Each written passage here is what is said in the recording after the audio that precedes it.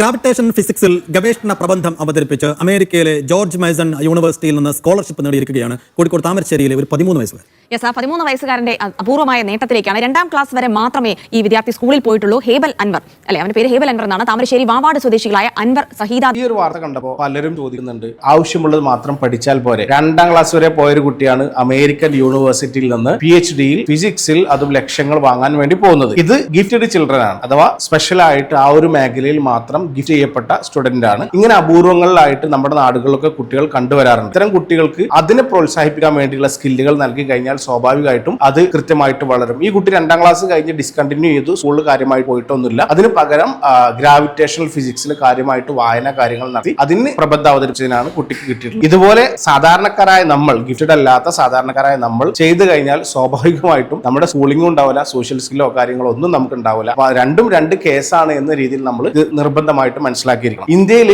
ഒരുപാട് gifted children's ഉണ്ടായിട്ടുണ്ട്. അതിന് എക്സാമ്പിൾസ് ഞാൻ ഇവിടെ പറയുന്നില്ല. അതേസമയം ഗിഫ്റ്റഡ് ചിൽഡ്രൻസിനെ മുന്നോട്ട് കൊണ്ടുവരാൻ വേണ്ടി, അവരുടെ സ്കില്ല് കണ്ടെത്താൻ വേണ്ടി ഗവൺമെന്റ് തന്നെ കുറെ സ്കീംസും പരിപാടിയൊക്കെ കൊണ്ടുവന്നിട്ടുണ്ട്. അതിൽ ഡൽഹി ഗവൺമെന്റ് സ്കീമിന്റെ പേരാണ് അഭിഷിക് എന്ന് പറയുന്ന ഒരു സ്കീം ഉണ്ട്. അതുപോലെ തന്നെ പ്രൈവറ്റ് ഇനിഷ്യേറ്റീവ്സ് കുറെ ഉണ്ട്.